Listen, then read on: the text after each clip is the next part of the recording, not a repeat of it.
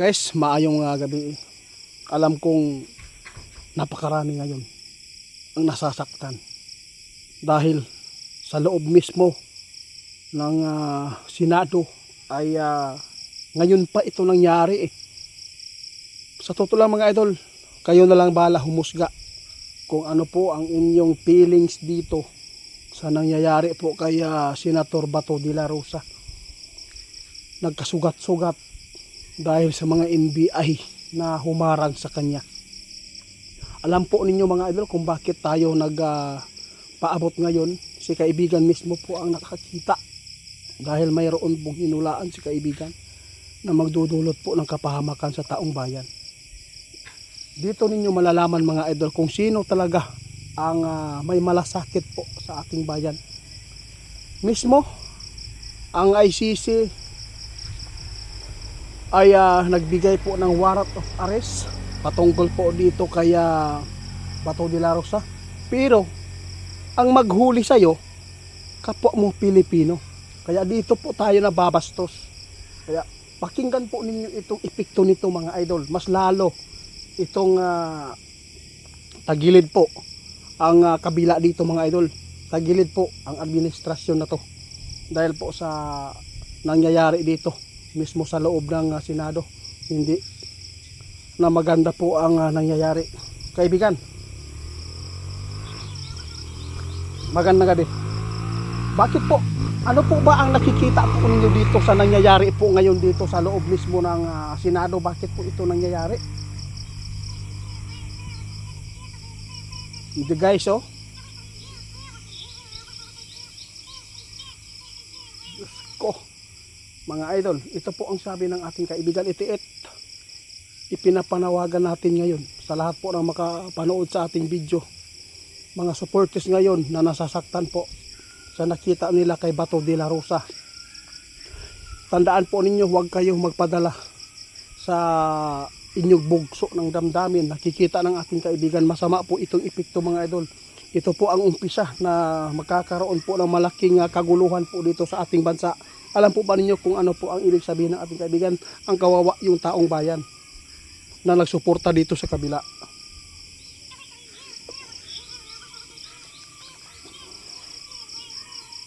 Alam ni kaibigan guys kung ano po ang takbo ng mga sumusuporta po sa mga DDS mga idol.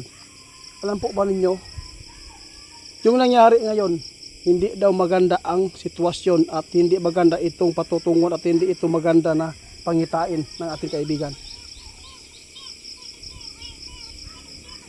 Mas lalo daw natutuwa ang Diablo. Kaya ngayon mga idol, pinapaalalahan ko kayo sa lahat po na nasasaktan ngayon sa sitwasyon ni Bato de la Rosa, no? Dahil po kay Trililing, guys, alam na po ninyo kung sino po ang pasimuno dito. Administrasyon talaga ang nagpakana nito patungkol sa paghuli kay Tatay Digong. Tama ka. Alam po ninyo, kung may malasakit po talaga ang ating presidente, pwede po niyan tutulan po yan. No? Pwede po niyang harangan po ang ginawa ni Trililing kung wala siyang sali dito. Pero mas lalo pong tagilid po ngayon ang administrasyon na to dahil po sa nangyayari, no? Kasi mula nang si BBM po ang namuno, siya po ang nagkaganito ang sitwasyon po sa loob ng Senado. Tama ka. Alam po niyo mga idol, itong ipinapaabot namin hindi po ito para sa amin kundi para sa taong bayan na nagmamalasakit po ngayon sa mga supporters ng mga Duterte.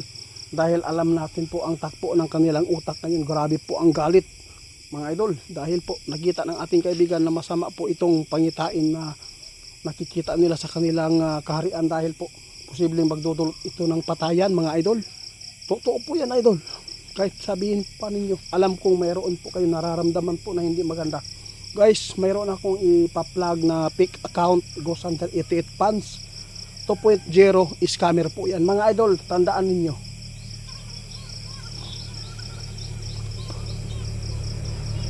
Tama ka. Balang araw, malalaman po ninyo ang totoong kawatan at totoong mga salarin po sa kaguluhan po sa ating bansa. Si Noynoy Aquino, mga idol, hindi po ganito ang nangyari. At kaya Irap, hindi. Pagkatapos Gloria, hindi din. Kay Tatay Digong, hindi. Pero ngayon, para nababastusan po tayo sa nakita natin sa loob mismo ng Senado. May karapatan talaga si Bato de la Rosa magpakita dahil po pinili siya ng taong bayan na siya po ang maglingkod po na bilang senador. Kaibigan, salamat.